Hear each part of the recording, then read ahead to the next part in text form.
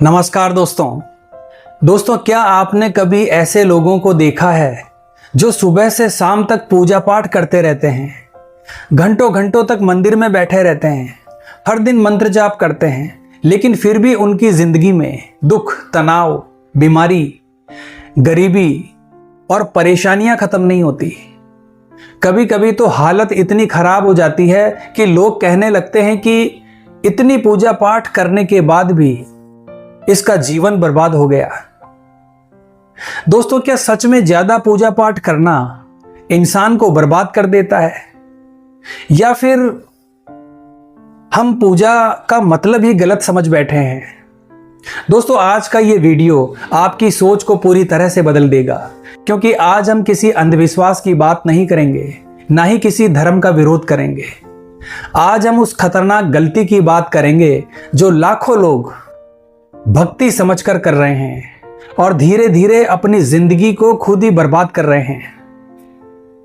दोस्तों, इस वीडियो को अंत तक जरूर देखना, क्योंकि आखिरी 10 मिनट में मैं आपको वो सत्य बताऊंगा जो शायद किसी गुरु, किसी पंडित या किसी किताब ने आपको नहीं बताया होगा। और हो सकता है आज के बाद आपका जो पूजा पाठ करने का तरीका है वो हमेशा हमेशा के लिए बदल जाए। दोस्तों, सबसे पहले हमें यह समझना होगा कि पूजा पाठ का असली अर्थ क्या है। आज के समय में ज्यादातर लोग पूजा पाठ को एक डील बना चुके हैं। हे भगवान, मैं अगर 11 सोमवार का व्रत रखूं तो मेरी नौकरी लगवा देना। मैं रोज मंदिर आऊंगा, बस मेरा काम बना देना। मैं 5 माला जाप करूंगा, बस मेरी बीमारी को ठीक कर देना। यानी पूजा प्रेम नहीं रही, यह एक सौदा बन चुकी है। लेकिन सत्य तो यह है दोस्तों कि असली पूजा कभी भी भगवान को खुश करने के लिए नहीं होती। असली पूजा खुद को बदलने के लिए होती है। अगर पूजा पाठ के बाद भी इंसान के अंदर क्रोध, लालच, ईर्ष्या, अहंकार और नफरत वैसी की वैसी बनी रहे तो समझ लीजिए कि वो सिर्फ कर्मकांड कर रहा है, भक्ति नहीं। और यहीं से बर्बादी शुरू होती है, क्योंकि जब इंसान ये सोच लेता है कि मैं पूजा पाठ कर रहा हूं इसलिए मेरे साथ कुछ गलत हो ही नहीं सकता, तब वो अपने कर्मों की जिम्मेदारी लेना बंद कर देता है। वो मेहनत कम करने लगता है, सोचना बंद कर देता है, हर चीज को भगवान के भरोसे छोड़ देता है और धीरे धीरे उसकी जिंदगी कमजोर होने लगती है। दोस्तों, बहुत से लोग पूजा पाठ इसलिए नहीं करते क्योंकि उन्हें भगवान से प्रेम है, बल्कि इसलिए करते हैं क्योंकि वो जिंदगी की समस्या से भागना चाहते हैं। किसी का रिश्ता टूट गया, किसी का बिजनेस डूब गया, किसी को अकेलापन खा रहा है, और फिर वो इंसान वास्तविक समस्या को ठीक करने की बजाय पूजा पाठ में डूब जाता है। दोस्तों, अब मेरी बात को जरा ध्यान से समझिए। अगर कोई व्यक्ति दिन भर पूजा पाठ करता रहे लेकिन अपने परिवार की जिम्मेदारी को ना निभाए, अपने शरीर का ध्यान ना रखे, काम ना करे, दुनिया से कट जाए, तो धीरे धीरे उसका मानसिक संतुलन कमजोर होने लगता है। दोस्तों, भगवान ने इंसान को कर्म करने के लिए भेजा है, सिर्फ घंटियां बजाने के लिए नहीं। गीता में भी कर्म को सबसे बड़ा धर्म बताया गया है। भगवान कृष्ण ने अर्जुन से यह नहीं कहा था कि सब काम छोड़ो और सिर्फ पूजा पाठ करो। उन्होंने कहा था कि युद्ध भी करो और भीतर से ईश्वर को याद भी रखो। यही संतुलन असली अध्यात्म है। दोस्तों, जब भक्ति में समझदारी नहीं होती तो वो अंधभक्ति बन जाती है, और अंधभक्ति इंसान की सबसे बड़ी दुश्मन बन जाती है। ऐसे लोग हर चीज में चमत्कार को ढूंढने लगते हैं। अगर नौकरी नहीं मिली तो बोलेंगे किसी ने कुछ करा दिया है, अगर बीमारी आ गई तो बोलेंगे ग्रह खराब है, अगर बिजनेस डूब गया तो बोलेंगे भगवान नाराज है। यानी हर गलती की जिम्मेदारी सिर्फ बाहर, इस दौरान व्यक्ति को अपनी कमजोरियां और गलतियां नजर ही नहीं आती। लेकिन सत्य बहुत ही कठोर है दोस्तों। कई बार इंसान की बर्बादी भगवान नहीं, उसकी गलत आदतें करती है। सुबह देर तक सोना, जीवन में अनुशासन का ना होना, गलत लोगों के साथ रहना, क्रोध और आलस्य, ये चीजें हमारी जिंदगी को बर्बाद कर देती है।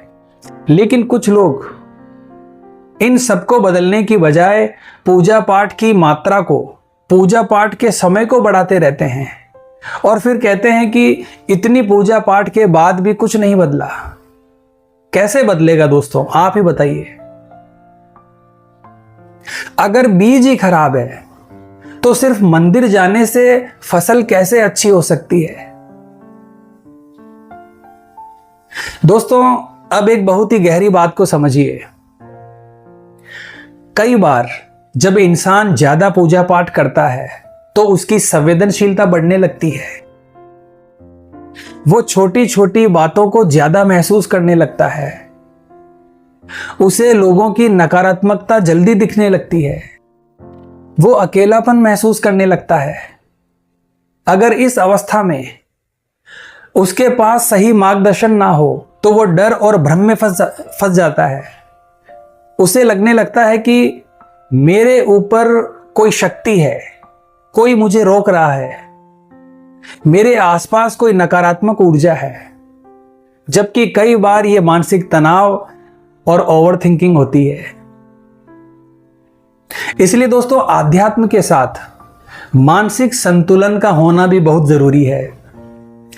हर सपना संकेत नहीं होता, हर परेशानी कर्मों का श्राप नहीं होती और हर दुख भगवान की परीक्षा नहीं होता। कभी कभी जिंदगी सिर्फ जिंदगी होती है। दोस्तों, असली भगत वो नहीं है जो सबसे ज्यादा घंटियां बजाए। असली भगत वो है जो अंदर से शांत हो जाए, जिसके व्यवहार में विनम्रता आ जाए, जो दूसरों को नीचा ना दिखाए, जो अपने परिवार का सम्मान करे, अपनी जिम्मेदारियों को निभाए, मेहनत करे, सच्चाई से अपने जीवन को जिए। दोस्तों, अगर पूजा पाठ के बाद इंसान का स्वभाव जहरीला हो जाए तो समझ लीजिए कुछ गलत हो रहा है, क्योंकि असली आध्यात्म इंसान को सरल बनाता है, अहंकारी नहीं। आज के समय में सोशल मीडिया पर बहुत से लोग दिखावा कर रहे हैं। लंबे लंबे तिलक, बड़ी बड़ी मालाएं, हर समय धार्मिक बातें, लेकिन भीतर क्रोध, घमंड और नफरत भरी हुई है। यह आध्यात्म नहीं, आध्यात्मिक अहंकार है। और यही अहंकार इंसान को धीरे धीरे अकेला कर देता है। अब सबसे बड़ा प्रश्न यह उठता है दोस्तों कि क्या भगवान चाहते हैं कि इंसान हर समय सिर्फ पूजा पाठ करता रहे? बिल्कुल नहीं दोस्तों। अगर भगवान ऐसा चाहते तो वो आपको हाथ, पैर, दिमाग और कर्म करने की शक्ति ही क्यों देते? भगवान चाहते हैं कि इंसान सच्चा बने, दयालु बने, जिम्मेदार बने, अपने कर्मों को सुधारे। दोस्तों, मंदिर जाना गलत नहीं है, मंत्र जाप या नाम जाप करना गलत नहीं है, भक्ति करना भी गलत नहीं है। गलत तब होता है जब इंसान पूजा पाठ को ही अपने जीवन का रास्ता बना लेता है, पूजा पाठ को ही भाग्य समझने वाली वस्तु बना लेता है, चीज बना लेता है, क्रिया बना लेता है। जब वो सोचने लगता है कि सिर्फ पूजा पाठ कर लेने से सब कुछ ठीक हो जाएगा, वहीं जाकर स्थितियां बिगड़ती हैं दोस्तों। जीवन बदलने के लिए कर्म भी बदलने पड़ते हैं, मेहनत करनी पड़ती है, प्रयास करना पड़ता है। सिर्फ पूजा पाठ करने से कुछ नहीं होता। आज की सबसे बड़ी सच्चाई यही है कि ज्यादा पूजा पाठ इंसान को बर्बाद नहीं करता, बल्कि गलत सोच, अंधविश्वास, जिम्मेदारियों से भागना और बिना समझ के की गई भक्ति इंसान को बर्बाद करती है। अगर पूजा पाठ आपको मजबूत बना रही है, शांत बना रही है, अनुशासित बना रही है, दयालु बना रही है, तो आप सही रास्ते पर हैं। लेकिन अगर पूजा पाठ के बाद भी डर बढ़ रहा है, घमंड बढ़ रहा है, काम करने की इच्छा खत्म हो रही है, परिवार टूट रहा है, तो आप गलत रास्ते पर हैं दोस्तों। क्योंकि भगवान को आपकी घंटियों की आवाज से ज्यादा आपके कर्मों की सच्चाई सुनाई देती है। और याद रखिए, ईश्वर कभी नहीं चाहते कि इंसान दुनिया छोड़कर भाग जाए। ईश्वर चाहते हैं कि इंसान इस दुनिया में रहकर सच्चाई, प्रेम और जिम्मेदारी के साथ अपना जीवन जिए। तो आज की वीडियो में बस इतना ही दोस्तों। अगर आपको ये वीडियो कुछ सोचने पर मजबूर कर गया है तो इसे लाइक और शेयर जरूर कीजिए, क्योंकि बहुत से लोग आज भी भक्ति और अंधभक्ति में अंतर नहीं समझ पाए। तो मिलते हैं दोस्तों इसी प्रकार की अगली वीडियो के माध्यम से। जय हिंद, जय भारत।